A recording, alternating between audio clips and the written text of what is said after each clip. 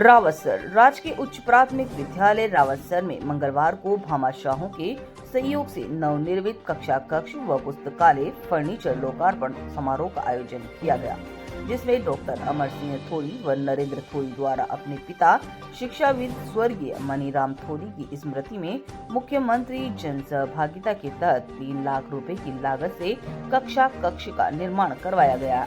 वहीं व्यापार मंडल अध्यक्ष मुकेश न्योल द्वारा 3 लाख रुपए की लागत से आधुनिक पुस्तकालय फर्नीचर का लोकार्पण किया गया। इसी अवसर पर भामाशाहों का साफा पहनाकर भी स्वागत हुआ। इस मौके पर पीलीबंगा विधायक विनोद गोठवाल, भाजपा प्रदेश महामंत्री कैलाश मेघवाल, रावतसर उपखंड अधिकारी संजय कुमार, भाजपा युवा नेता मनोज सोनी, विद्यालय प्रधानाचार्य सत्यदेव राठौड़ सहित शिक्षा विभाग के अधिकारी व कर्मचारी, सरपंच, व्यापारी गण व गणमान्य जन मौजूद रहे। रावतसर से संवाददाता पवन जोशी की खास रिपोर्ट।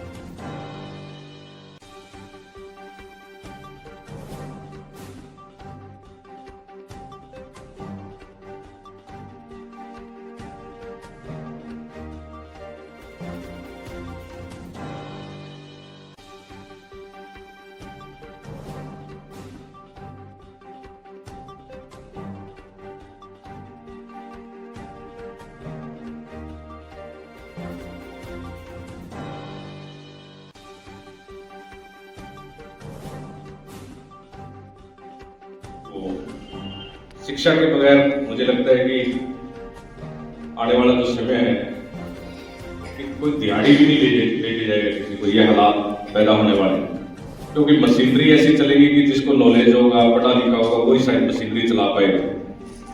इसलिए शिक्षा की जो महती आवश्यकता है उसको देखते हुए दोनों परिवारों को मैं बहुत बहुत धन्यवाद देना चाहूँगा। और क्योंकि मैंने कंसेप्ट लिया है लाइब्रेरी का, चाहे स्कूलों में निर्माण करने की बात हो, चाहे वॉलीबॉल ग्राउंड की बात हो, चाहे कबड्डी मैट की बात हो, चाहे ऑर्चरी देने की बात हो। बहुत से बच्चियां, मैं गोलूवाड़ा गया तो वहाँ कह रहे कि साइकिलिंग करती है एक बच्ची, साइकिलिंग में अच्छा खेलती है, स्पीड वगैरह अच्छी है। तो मैंने पूछा कि साइकिल का उसकी रेट वगैरह की रेंज क्या है उसके, तो उन्होंने बताया कि 22 लाख। तो मैंने कहा तो ये गरीब व्यक्ति अगर कोई साइकिलिंग करना चाहे तो मुझे लगता है कि वो कर नहीं पाएगा। ऑर्चरी का मैंने कई बच्चों से बात की तो ऑर्चरी लगभग इसमें 2 प्रकार के होते हैं। तो कोई 5 लाख चाहता है, कोई 3.5-4 लाख का करता है। अगर इंटरनेशनल कोई बाहर खेलने जाए बच्चा तो कम से कम उसके 5 लाख का आइटम उसके पास होना चाहिए।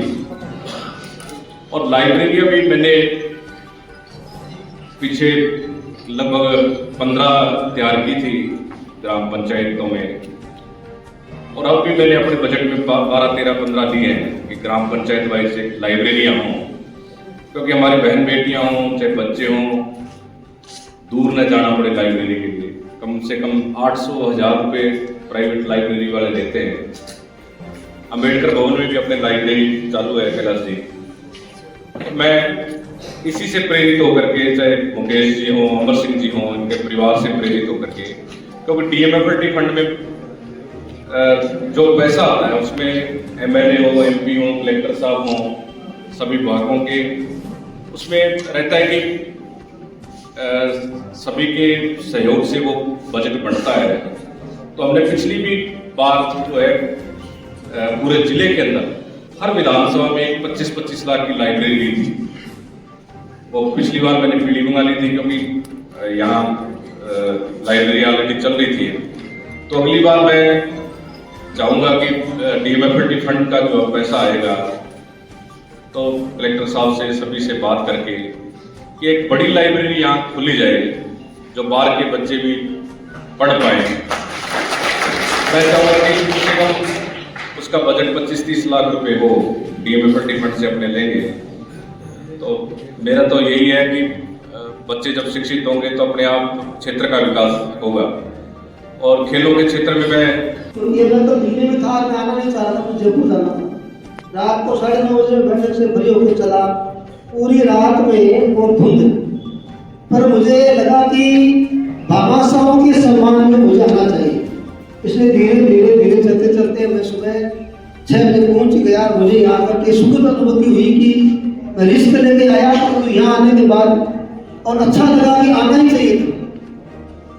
और भी चर्चा हो रही थी कि दोनों परिवारों ने जो दान दिया है, ऐसे मुकेश कुमार लोल जी का मैं आभार व्यक्त करूंगा, ठाकुर राम जी का आभार व्यक्त करूंगा कि उन्होंने और बच्चों के पुस्तकालय के लिए